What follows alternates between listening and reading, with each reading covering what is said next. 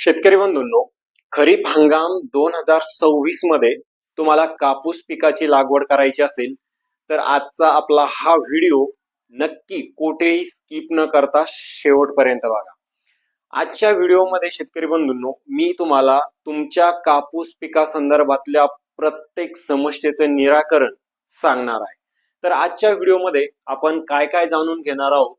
शेतकरी बंधूंनो, कापूस लागवड करायची झाल्यास थेट शेत तयार करण्यापासून दुसरा मुद्दा येतो तो म्हणजे लागवडीची पद्धत. शेतकरी बंधूंनो, यामध्ये मी तुम्हाला लागवडीच्या 2-3 पद्धती सांगणार आहे. त्यानंतर शेतकरी बंधूंनो, तिसरा मुद्दा आहे तो म्हणजे कापसाच्या विविध जातींची निवड. आता या पॉइंट मध्ये जमिनीच्या प्रकारानुसार मी तुम्हाला ज्या व्हरायटी आहे, कोणत्या व्हरायटी आपल्याला तिथे घेणं गरजेचे आहे ते सांगणार आहे. त्यानंतर चौथा मुद्दा आहे तो म्हणजेच खत व्यवस्थापन. खत व्यवस्थापन सुद्धा शेतकरी बंधूंनो मी तुम्हाला जमिनीच्या प्रकारानुसार सांगणार आहे. त्याचबरोबर बागायती आणि कोरडवाहू या क्षेत्रासाठी मी तुम्हाला वेगवेगळ्या पद्धतीचं जे खत व्यवस्थापन आहे तर ते सांगणार आहे. आणि पाचवा मुद्दा आहे तो म्हणजे फवारणीचं नियोजन. याच्यामध्ये शेतकरी बंधूंनो, कीटकनाशक आणि बुरशीनाशक वगळता आणखी ज्या काही गोष्टी आपण फवारणीमध्ये वापरतो तर ते आम्ही तुम्हाला सांगणार आहे. कीटकनाशक आणि बुरशीनाशक हे आपल्याला रोगाचा प्रादुर्भाव काय आहे त्यानुसार तिथं घेणं गरजेचं असतं आणि त्याची माहिती चॅनलवरती वेळोवेळी तुम्हाला पाहायला मिळणार आहे. शेतकरी बंधूंनो, सगळे मुद्दे स्टेप बाय स्टेप मी तुम्हाला समजावून सांगणार आहे. प्रत्येक समस्येचं निराकरण तुम्हाला या व्हिडिओमध्ये मिळणार आहे. व्हिडिओ खूप मोठा असणार आहे, पण हा व्हिडिओ जर तुम्ही सेव्ह करून ठेवला किंवा शेवटपर्यंत जर तुम्ही हा व्हिडिओ बघितला तर शेतकरी बंधूंनो, तुमच्या सगळ्या समस्या या एकाच व्हिडिओमध्ये तिथं दूर होणार आहे. म्हणजे तुम्हाला वेळोवेळी परत परत व्हिडिओ बघण्याची तिथं गरज पडणार नाही. त्यामुळे नक्कीच सर्वांना विनंती आहे की आपला आजचा हा व्हिडिओ जो आहे तर तो शेवटपर्यंत बघा. तसेच शेतकरी बंधूंनो, व्हिडिओला लाईक करा. जास्तीत जास्त शेतकरी बांधवांना हा व्हिडिओ शेअर करण्याचा प्रयत्न करा. पहिल्यांदाच तुम्ही आपल्या चॅनलवरती आला असेल आणि कापूस पिकाचं तुम्हाला संपूर्ण नियोजन पाहिजे असेल तर चॅनलला सर्वप्रथम सबस्क्राईब करायला विसरू नका. नोटिफिकेशन बेल सुद्धा ऑन करा म्हणजे येणाऱ्या नवीन व्हिडिओचं नोटिफिकेशन सर्वात अगोदर जे तर ते तुम्हाला मिळेल. नमस्कार शेतकरी बंधूंनो, मी ज्ञानेश्वर बकाल आपल्या बकाल ॲग्रो पॅटर्न या शेतीविषयक युट्यूब चॅनल मध्ये सर्व शेतकरी बांधवांचं पुन्हा एकदा अगदी मनापासून स्वागत करतो.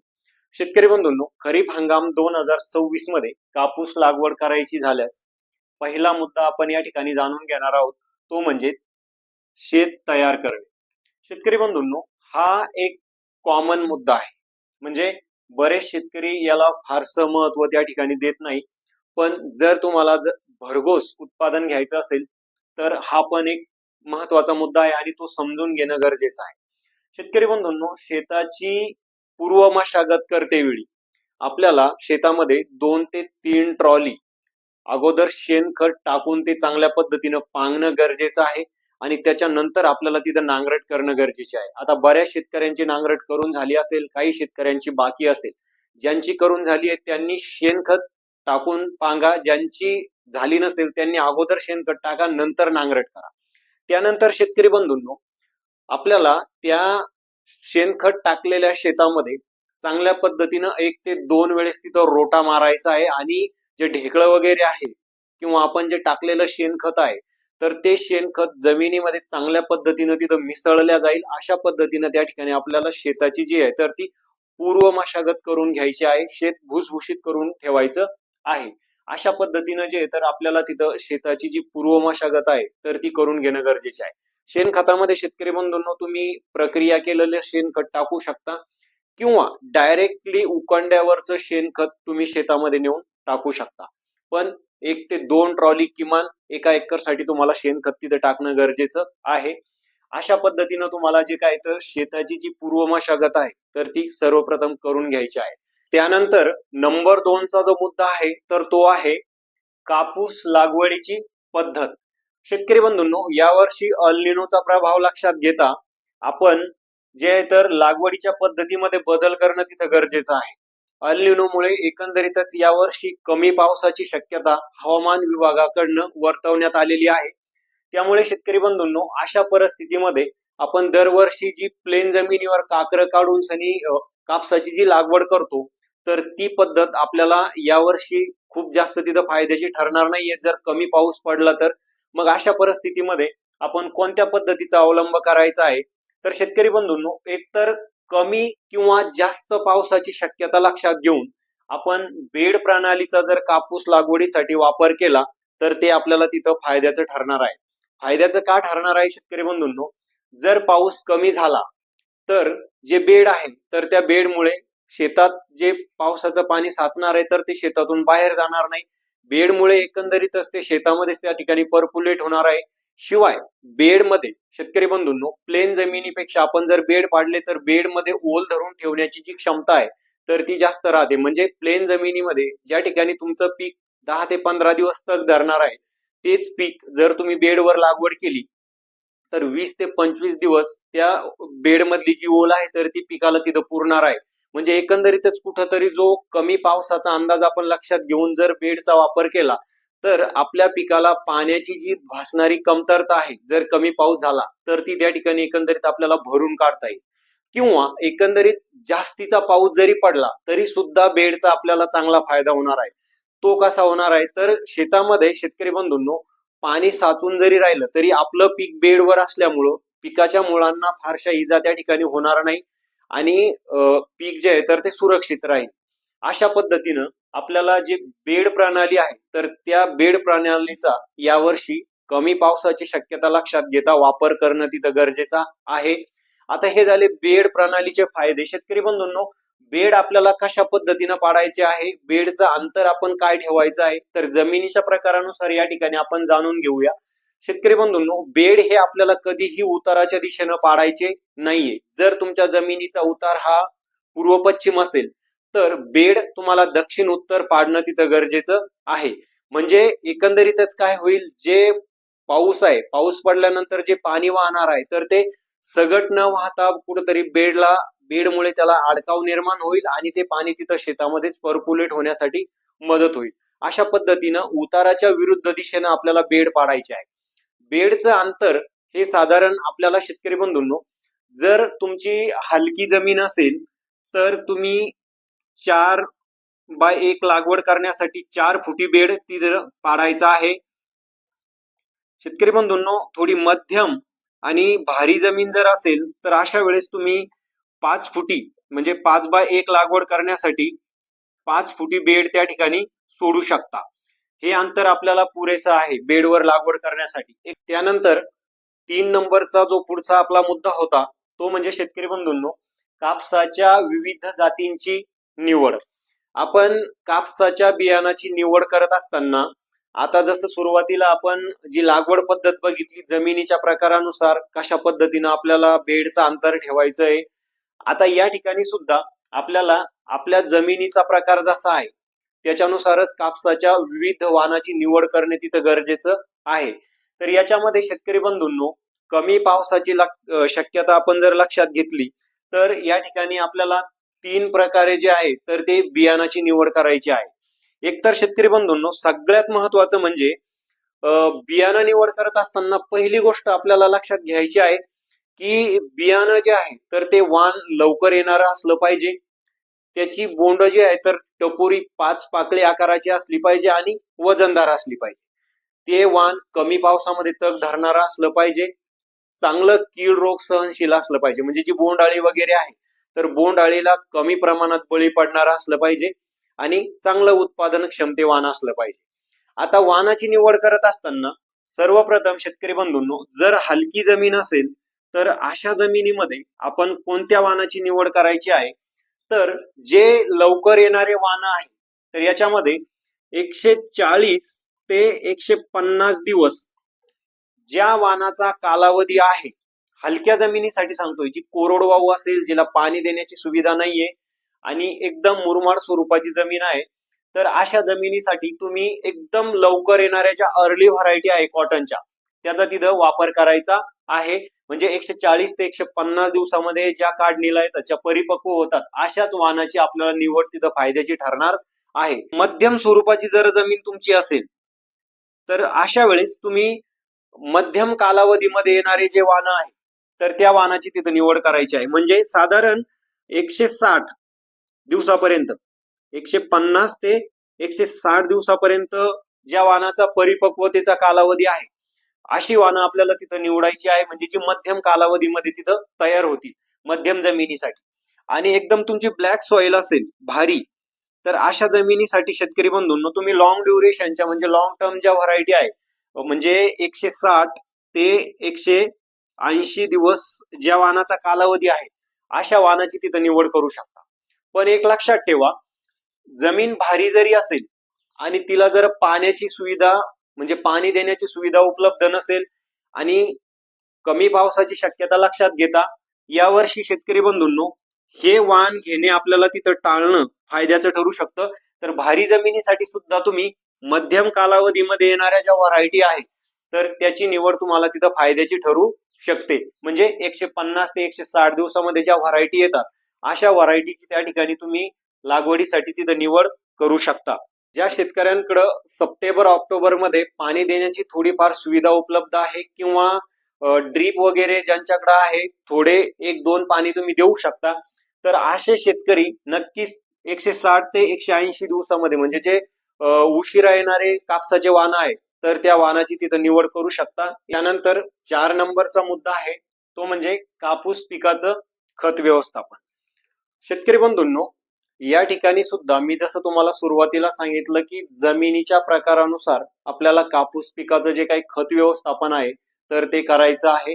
खूप जास्त रासायनिक खताचा वापर जो आहे तर तो करायचा नाहीये आणि जास्तीचा खर्च जो आहे तर तो आपल्याला करून ठेवायचा नाहीये. लिमिटेड खताचा वापर करायचा आहे आणि गरजेनुसार खताचा वापर करायचा आहे, जेणेकरून त्या खताचा आपल्या पिकाला चांगला फायदा होईल आणि कमी खर्चामध्ये आपल्याला कुठेतरी चांगलं उत्पादन मिळेल. शेतकरी बंधूंनो कापूस पिकाचं खत व्यवस्थापन करत असताना आपण 3 टप्प्यामध्ये त्या ठिकाणी खत व्यवस्थापन करत असतो आपल्या पॅटर्ननुसार. पहिला, दुसरा आणि तिसरा म्हणजे 3 डोस आपण देतो. तर 3 डोस यावर्षी शेतकरी बंधूंनो थोडंसं खत व्यवस्थापनामध्ये आपण जो पावसामध्ये जी अनियमितता आहे ती लक्षात घेता थोडासा या ठिकाणी चेंजेस करूया आणि थोडंसं आपण खतामध्ये जे तर खर्च कमी करण्याचा प्रयत्न करूया. शेतकरी बंधूंनो हलकी जमीन असेल 3x1 अशा पद्धतीने तुम्ही कापूस पिकाची लागवड केलेली असेल तर आपल्याला जो कापूस पिकाला खताचा पहिला डोस आहे तर शेतकरी बंधूंनो तो द्यायचा आहे साधारण 18 ते 20 दिवसाचं आपलं ज्यावेळेस कापसाचं पीक होतं त्यावेळेस आपण कापसाचा पहिला डोस त्या ठिकाणी द्यायचा आहे. पहिल्या डोस मध्ये शेतकरी बंधूंनो आपल्याला खत कोणतं द्यायचं आहे तर 10-26-26, 12-32-16, 9-24-24 यांसारख्या NPK खताचा तुम्हाला तिथं वापर करायचा आहे. त्या खतामध्ये तुम्हाला बाकी काही टाकायची गरज नाहीये, प्लेन खताचा वापर करा. कापूस पिकाची वाढ लक्षात घेऊन म्हणजे जर खूपच वाढ कमी असेल, कापूस पिवळसर वगैरे तुम्हाला वाटत असेल तर अशा वेळेस तुम्ही त्या खतामध्ये एक 12 ते 15 किलो युरियाचा वापर तिथं करायचा आहे. 50 किलो 10-26-26 आणि एक 10 ते 12 किलो किंवा 15 किलो पर्यंत युरिया वापरायचा आहे. वाढ वगैरे व्यवस्थित असेल, हिरवेपणा चांगला असेल तर युरियाचा वापर करू नका, म्हणजे शेतकरी बंधूंनो पिकाची एक्सेस वाढ त्या ठिकाणी होणार नाही. त्यानंतर मध्यम स्वरूपाची जमीन असेल तर पहिला डोस 20 ते 25 दिवसाच्या दरम्यान तुम्हाला तिथं देणं गरजेचं आहे.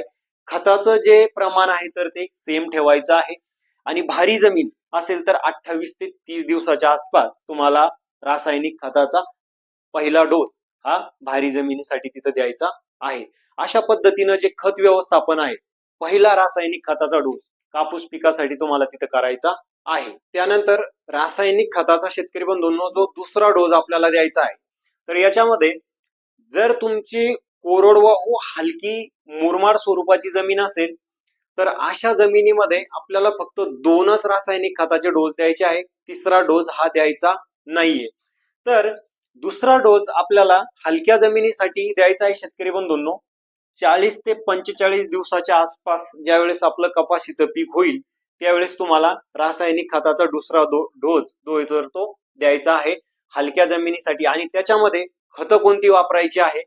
तर यावेळेस शेतकरी बंधूंनो, तुम्हाला एक बॅग डीएपी आणि एक बॅग एमओपी पोटॅश म्हणजे 50 किलो डीएपी वापरायचा आहे, 50 किलो एमओपी पोटॅश वापरायचा आहे आणि त्याच्यामध्ये शेतकरी बंधूंनो एक 5 किलो ऍडिशनल सल्फर तुम्हाला त्याच्यामध्ये वापरायचा आहे. आणि हा दुसरा रासायनिक खताचा डोस आणि फायनल डोस हा हलक्या आणि कोरडवाहू जमिनीसाठी तुम्हाला द्यायचा आहे. त्याच्यानंतर या जमिनीमध्ये आपल्याला तिसरा रासायनिक खताचा डोस द्यायचा नाहीये. 2 डोस हलक्या जमिनीसाठी आपल्याला पुरेशा आहे. त्यानंतर मध्यम स्वरूपाची जर जमीन असेल तर अशा जमिनीसाठी मध्यम आणि भारी दोन्ही प्रकारच्या जमिनीसाठी दुसरा रासायनिक खताचा डोस आपल्याला सेम पिरियड मध्ये त्या ठिकाणी द्यायचा आहे. साधारण कपाशीचं पीक हे 45 ते 50 दिवसाचं ज्यावेळेस होतं त्यावेळेस आपल्याला रासायनिक खताचा दुसरा डोस कपाशीच्या पिकाला द्यायचा आहे. आणि दुसऱ्या डोस मध्ये आपल्याला या ठिकाणी खतामध्ये बदल करायचा आहे. जसं हलक्या जमिनीसाठी मी तुम्हाला डीएपी एमओपी पोटॅश आणि सल्फर सांगितला, या ठिकाणी आपल्याला परत एकदा एनपीके फॉर्म मधलंच खत घ्यायचंय. म्हणजे तुम्ही जर पहिले 10-26-26 दिलं असेल पहिल्या डोस मध्ये एकरी एक बॅग, तर दुसऱ्या डोस मध्ये सुद्धा आपल्याला एकरी एक बॅग 10-26-26च द्यायचा आहे आणि 5 किलो ऍडिशनली सल्फर त्याच्यामध्ये वापरायचं आहे. एका एकर साठीचं हे प्रमाण आहे. मध्यम भारी जमिनीसाठी सेम प्रकारचं खत व्यवस्थापन करायचं आहे. 45 ते 50 दिवसाच्या आसपास कपाशीचं पीक झाल्याच्या नंतर हा झाला आपला रासायनिक खताचा दुसरा डोस. त्यानंतर रासायनिक खताचा तिसरा डोस आपल्याला कधी द्यायचा आहे, तर शेतकरी बंधूंनो हलक्या जमिनीसाठी आपल्याला तिसरा डोस द्यायचा नाहीये. इथं आपण हे आता काढून टाकूया. मध्यम स्वरूपाची जमीन आणि भारी स्वरूपाची जी जमीन आहे तर अशाच जमिनीसाठी आपल्याला रासायनिक खताचा जो तिसरा डोस आहे तर तो द्यायचा आहे. साधारण आपलं कपाशीचं पीक 70 ते 75 दिवसाचं ज्यावेळेस होतं त्यावेळेस आपल्याला रासायनिक खताचा दुसरा डोस जो आहे तर तो द्यायचा आहे. आणि मध्यम भारी जमिनीसाठी जो खत व्यवस्थापनाचा जो पिरियड आहे तर तो सेम आहे, 70-75 दिवसाचं आपलं कपाशीचं पीक झाल्याच्या नंतर. आता या ठिकाणी आपल्याला कोणत्या खताचा वापर करायचा आहे शेतकरी बंधूंनो, यावेळेस आपल्याला एकरी 50 किलो डीएपीचा वापर करायचा आहे, 50 किलो एमओपी पोटॅशचा वापर करायचा आहे आणि हे दोन्ही खतं एकत्र मिक्स करून आपल्याला चांगल्या पद्धतीने द्यायचे आहे. खत देत असताना महत्वाची काळजी आपल्याला घ्यायची की खतं हे जमिनीच्या आड गेले पाहिजे. उघड्यावरती खतं टाकू नका, त्याचा पाहिजे तशा पद्धतीचा रिझल्ट आपल्याला मिळत नाही. त्याचबरोबर आणखी एक महत्वाची गोष्ट म्हणजे भरपूर सारे असे शेतकरी आहे की जे शेतकरी फॉस्फेट युक्त खतासोबत म्हणजे जसे की 10-26-26 असेल, 12-32-16 असेल, डीएपी असेल, या खतांसोबत मॅग्नेशियम सल्फेट मिक्स करून त्या ठिकाणी टाकतात. शेतकरी बंधूंनो फॉस्फेट युक्त खतासोबत मॅग्नेशियम सल्फेट जात नाही. मॅग्नेशियम सल्फेट हा फॉस्फरस सोबत रिॲक्ट होतो आणि दोन्ही घटक आपल्या पिकाला त्या ठिकाणी उपयोगात येत नाही. तर ही चूक करू नका. तुम्हाला मॅग्नेशियम सल्फेट जर कापूस पिकाला द्यायचा आहे तर एकतर तुमच्याकडे ड्रीप असेल तर तुम्ही ड्रीपद्वारे तो वेगळ्या पद्धतीने द्या, किंवा शेतकरी बंधूंनो मॅग्नेशियम सल्फेट द्यायचा झाल्यास तर तो वेगळा द्या. डीएपी पोटॅश सोबत मिक्स करून मॅग्नेशियम सल्फेट देऊ नका. एकरी 25 किलो मॅग्नेशियम सल्फेटचा तुम्ही वापर करू शकता, पण तो वेगळ्या पद्धतीनं सेपरेट तुम्हाला तिथं करायचा आहे. डीएपी मध्ये त्याचा मिक्स करून वापर करायचा नाही. त्यानंतर शेवटचा मुद्दा होता शेतकरी बंधूंनो 5व्या नंबरचा, तो म्हणजे कापूस पिकाचं फवारणी नियोजन. शेतकरी बंधूंनो कापूस पिकामध्ये ज्या आपल्याला फवारण्या करायच्या आहे साधारण 3 किंवा 4 फवारण्या पुरेशा आहे. पण जर रोगाचा प्रादुर्भाव वगैरे जास्त झाला, पाठीमागून पाऊस पडला म्हणजे सप्टेंबर मध्ये जर पावसाचं प्रमाण जास्त असलं तर अशा वेळेस आपल्याला चौथी फवारणी कापूस पिकामध्ये तिथं करावी लागू शकते. तर या फवारण्या करता वेळेस शेतकरी बंधूंनो आपल्याला वेळोवेळी जो कीड रोगांचा प्रादुर्भाव आहे त्याच्यानुसार कीटकनाशकांचा वापर करायचा आहे. बुरशीजन्य रोगाच्या प्रादुर्भावानुसार आपल्याला बुरशीनाशकाचा तिथं वापर करायचा आहे. ते जे नियोजन आहे तर ते सेपरेटली मी तुम्हाला पुढे देत राहणार आहे. पण एरवी जे मायक्रोन्यूट्रिएंट्स किंवा जे विद्रव्य खतं आपण फवारणीमध्ये वापरतो तर याच्यामध्ये शेतकरी बंधूंनो मायक्रोन्यूट्रिएंट्स नाही वापरले तरी धाकणार आहे. पण विद्रव्य खताचा जर आपण प्रत्येक फवारणीमध्ये वापर केला तर एकंदरीत कमी खर्चामध्ये सुद्धा चांगल्या पद्धतीचा रिझल्ट आपल्याला तिथं मिळणं अपेक्षित आहे. तर पहिली फवारणी करत असताना शेतकरी बंधूंनो जे विद्रव्य खतं कशा पद्धतीने वापरायचे आहे म्हणजे पहिल्या फवारणीत, दुसऱ्या फवारणीत, तिसऱ्या फवारणीत किंवा चौथी फवारणी जी करणार आहे तुम्ही तर याच्यामध्ये वेगवेगळ्या फवारणीमध्ये वेगवेगळे जे विद्रव्य ग्रेड आहे खतांच्या तर ते आपल्याला तिथं वापरणं गरजेचे आहे. तर पहिल्या फवारणीमध्ये शेतकरी बंधूंनो आपण वापरू शकतो 19-19-19 प्रतिपंपाला. तिथं आपल्याला 100 ग्रॅम त्याचा वापर करता येतो. याचा वापर तुम्हाला कीटकनाशक बुरशीनाशकासोबत तिथं करता येतो. त्यानंतर शेतकरी बंधूंनो दुसऱ्या फवारणीमध्ये जे विद्राव्य खत आपल्याला वापरायचं आहे तर ते वापरायचं आहे 12-61-0. 100 ग्रॅम प्रति 20 लिटरच्या पंपासाठी त्याचा वापर करायचा आहे. त्यानंतर तिसरी फवारणी ज्या वेळेस तुम्ही करणार आहे तर तिसऱ्या फवारणीमध्ये शेतकरी बंधूंनो आपल्याला जे विद्राव्य खत वापरायचं आहे तर यावेळेस तुम्ही शक्यतो 13-40-13 या खताचा वापर करू शकता 100 ग्रॅम प्रति 20 लिटरच्या पंपासाठी. आणि जर चौथी फवारणी तुम्हाला करायचं काम पडलंच तर चौथ्या फवारणीमध्ये शेतकरी बंधूंनो जे विद्राव्य खत वापरायचं आहे तर याच्यामध्ये शेतकरी बंधूंनो एक तुम्हाला दोन पर्याय मी तुम्हाला सांगतो, त्याच्यापैकी कोणता एक तुम्ही वापरू शकता. एक तर तुम्ही 052-34 100 ग्रॅम वापर करू शकता, किंवा शेतकरी बंधूंनो याच्याऐवजी 13-0-45 तुम्ही या विद्राव्य खताचा वापर करू शकता 100 ग्रॅम प्रति पंपासाठी. त्याचबरोबर शेतकरी बंधूंनो तिसऱ्या फवारणीमध्ये जे 20% बोरॉन आहे त्या बोरॉनचा सुद्धा तुम्ही वापर करू शकतात 20 ग्रॅम प्रति 20 लिटरच्या पंपासाठी. आता जे विद्राव्य खत मी तुम्हाला सांगितले तरी हे विद्राव्य खत शेतकरी बंधूंनो तुम्ही कीटकनाशक आणि बुरशीनाशक मध्ये जे तर ते कॉम्पॅटिबल आहे त्याच्यामध्ये तुम्ही वापरू शकता. फक्त जे कॉपर सारखी जी बुरशीनाशक आहे तर त्याच्यामध्ये विद्राव्य खताचा वापर करू नका. ते सेपरेट फवारणी तुम्हाला त्या ठिकाणी करणं गरजेचे आहे, जेणेकरून जे औषधांचं रिॲक्शन होणार नाही, गिठोळ्या बनणार नाही, द्रावण फुटणार नाही आणि पिकावरती त्याचं स्कॉर्चिंग येणार नाही. आणि शेवटी जाता जाता शेतकरी बंधूंनो शेवटचा एक मुद्दा तुम्हाला सांगायचा राहून गेला तो म्हणजे कापूस पिकातील तण नियंत्रण. ऍक्च्युली हा मुद्दा आपण सुरुवातीलाच घ्यायला पाहिजे होता परंतु तो राहिला. त्याचा आता या ठिकाणी मी थोडस तुम्हाला सांगतो. कापूस पिकामध्ये जर तुम्हाला तणनाशकाचा वापर करायचा असेल तर तो थोडा जपून करणं तिथं गरजेचं आहे. शेतकरी बंधूंनो चांगल्या पद्धतीनं जर तण नियंत्रण तुम्हाला करायचं असेल तर प्री एमर्जन्स तणनाशकाचा तिथं वापर करा. म्हणजे कापूस लागवड केल्याच्या नंतर लगेच 48 तासाच्या आत जे तणनाशक आहे तर त्या तणनाशकाची तुम्ही फवारणी करू शकता. म्हणजे जे उगवणपूर्व तणनाशक आहे याच्यामध्ये पेंडेमिथेलिनचा तुम्ही तिथं वापर करू शकता. साधारण 700 ते 800 मिली प्रति 200 लिटर पाण्यातून भरगच्च तुम्हाला तिथं शेतामध्ये फवारणी करायची आहे. उगवण पश्चात सुद्धा कापूस पिकामध्ये भरपूर सारे तणनाशक आहे, पण तणनाशक उगवण पश्चात मारल्याच्या नंतर शेतकरी बंधूंनो कापसाचा शेंडा थांबतो, वाढ थांबते, पाहिजे तशा पद्धतीची जे काही फुटवे वगैरे आहे कापूस पिकामध्ये तर ते फुटवे निघत नाही आणि त्याचा एकंदरीतच आपल्या जे कापूस पिकाचं उत्पादन आहे तर त्या उत्पादन वाढीवर तिथं अनिष्ट प्रकारचा परिणाम होऊ शकतो. शक्यतो उगवण झाल्याच्या नंतर जर तण झालंच तर तुम्ही एकतर खुरपणी करून तण नियंत्रण केलेलं त्या ठिकाणी तिथं फायद्याचं ठरणार आहे. परंतु जर नाहीच शक्य झालं तर अशा वेळेस तुम्ही तणनाशकाची कापूस पिकामध्ये तिथं फवारणी जी आहे तर ती करू शकता. शेतकरी बंधूंनो ओव्हरऑल आजच्या व्हिडिओमध्ये मी जे काही मुद्दे तुम्हाला सविस्तरपणे सांगितले ते मुद्दे तुम्हाला कसे वाटले कमेंट करून नक्की सांगा. आणि या व्हिडिओला लाईक करून जास्तीत जास्त शेतकरी बांधवांना हा व्हिडिओ शेअर करण्याचा प्रयत्न करा. आपण नवीन माहिती घेऊन पुढच्या व्हिडिओमध्ये भेटूया. तोपर्यंत नमस्कार.